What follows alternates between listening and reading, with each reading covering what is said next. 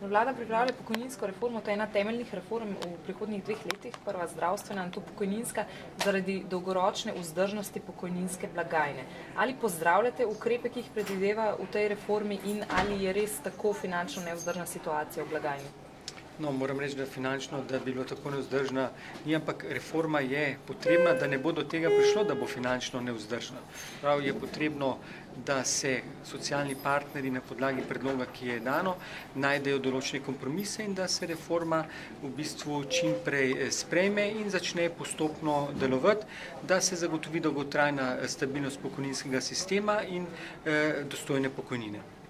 Torej, podaljšanje delovne dobe in pa moški do 65. leta, ženske do 63. leta, ali se vam ta ukrep zdi primeren? Delavci, vsaj industrijski, so zgarani že veliko prej.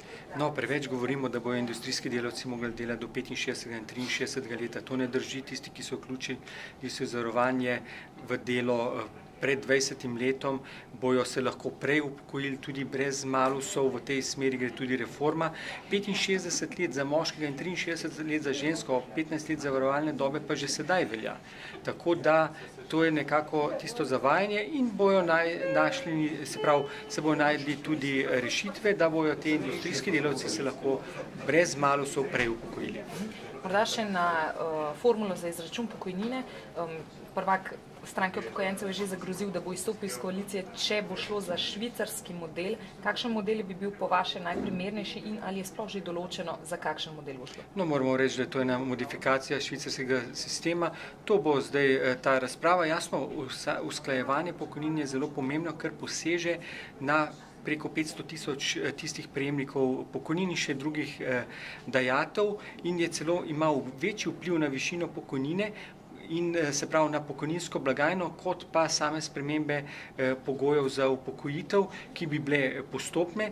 To pa lahko v bistvu, če je slabše, takoj vpliva na višino pokojnin, oziroma če je boljše, je potrebno zagotoviti čedalje več sredstev. Mislim, da se bo najdel določen kompromis. Moramo pa vedeti, da ko je bila reforma leta 2000 sprejeta, je bilo do 2005, ko je bilo nazadnje spremenjen način usklajevanja pokojnin, se je le-ta spremenil 5-krat. Tako da tudi če bo zdaj tako imenovana švicarska formula za 50-50% ali kako drugače sprejeta, je možno, da se bo tudi kasneje še spremenila. Izključitev socialnih transferjev iz pokojninske blagajne, je to dobro ali slabo? Ja, veliko se je že prej govorilo, da je treba očistiti pokojninsko blagajno, prav zaradi tega, ker se je vedno očitalo, pa so imeli upokojenci tudi slab občutek, kot kakšno breme je v bruto domačem proizvodu. Na nek način je to pozitivno, je pa potrebno zagotoviti te pravice v drugih sistemih. Samo še eno vprašanje. Država je že pokrila dolg te blagajne pred leti.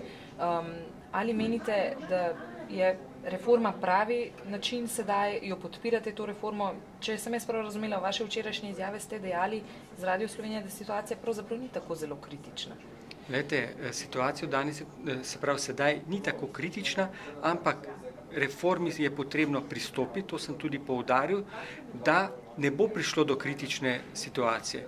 Zaradi krize je tudi prispevkov, se pravi v strukturi prihodkov, manj kot preteklo leto in mora država za to zagotoviti več sredstev. Vemo, da v krizi država težko zagotavlja sredstva in da ne bomo čez 50 let res v kritični situaciji, je potrebno takoj pristopiti k reformi, ki pa posebej za ženske je potrebno daljše prehodno obdobje, da ne bojo čez noč dejansko v bistveno slabši situaciji, kot so sedaj.